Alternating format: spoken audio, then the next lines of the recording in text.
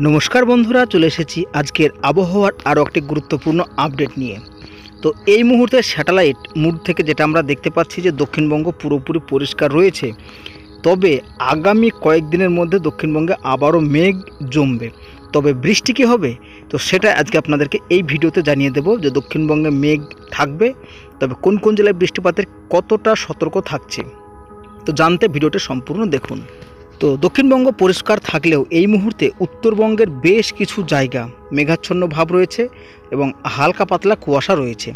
তো এইবার আমরা দেখে নেব কোথায় কেমন মেঘ তৈরি হতে পারে। তো আগামী বুধবার অর্থাৎ আগামীকাল বুধবার যদি আমরা লক্ষ্য করি, তো আগামীকাল সকাল বেলার দিকে যেটা আমরা দেখতে পাচ্ছি যে নৈহাটিতে কিন্তু বেশ খানিকটা মেঘ রয়েছে যেটা আমরা দেখতে পাচ্ছি, এবং ধুলিয়ানও কিন্তু বেশ কিছুটা মেঘ আমরা দেখতে পাবো।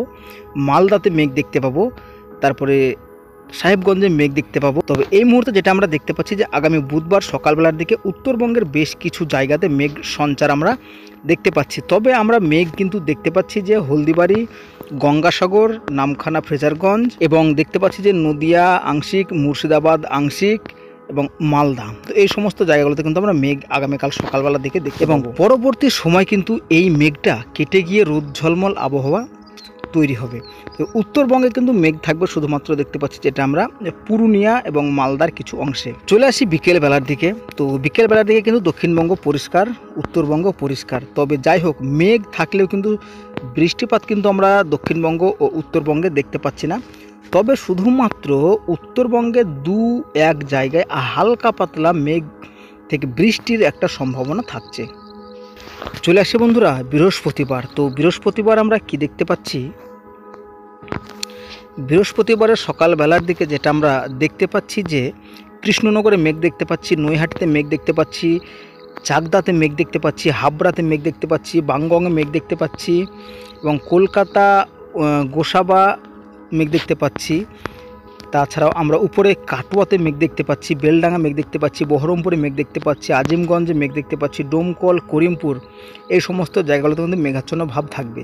তবে উত্তরবঙ্গে যদি আমরা চলে আসি, উত্তরবঙ্গে মালদা, যা হোক উত্তরবঙ্গে রায়গঞ্জ, মালদা, মেদিনীপুর, দার্জিলিং, শিলিগুড়ি, গ্যাংটক সমস্ত জায়গাতে মেঘাচ্ছন্ন ভাব থাকবে।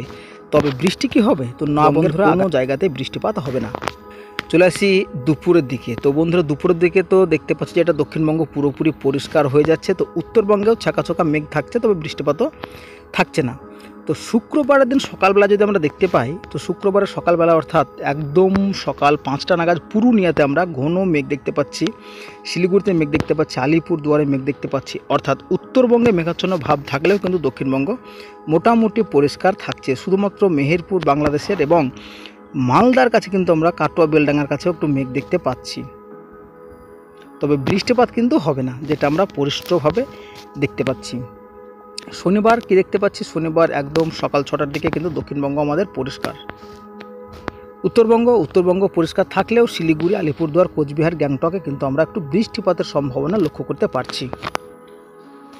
তবে সেই বৃষ্টি কিন্তু খুব হালকা পাতলা। তো এইবার আমরা দেখে নেব আগামীকাল থেকে কুয়াশার কতটা সম্ভাবনা থাকছে আমাদের দুই বঙ্গে। তো বন্ধুরা আমরা এই মুহূর্তে যেটা দেখতে পাচ্ছি, আগামীকাল দক্ষিণবঙ্গের প্রায় সমস্ত জেলাতেই একটা কুয়াশার কিন্তু আমরা প্রভাব দেখতে পাচ্ছি। সবথেকে বেশি কুয়াশা দেখতে পাচ্ছি আমরা কোলাঘাট, খড়গপুর, হলদিয়াতে। উত্তরবঙ্গে আমরা যেটা কুয়াশা দেখতে পাচ্ছি, উত্তরবঙ্গে গোড্ডা, শিবাজীগঞ্জ, তারপর থাকছে এখানে ভাগলপুর, উত্তরবঙ্গে কিন্তু কুয়াশা থাকছে। এবং বৃহস্পতিবার যদি আমরা লক্ষ্য করি একদম সকালবেলার দিকে, তো বৃহস্পতিবার দক্ষিণবঙ্গের সমস্ত জেলাতে, তাছাড়া বাঁকুড়া, পুরুলিয়া বাদ দিয়ে দক্ষিণবঙ্গের সমস্ত জেলাতে ঘন কুয়াশার আস্তরণ কিন্তু আমরা দেখতে পাচ্ছি আগামী বৃহস্পতিবার।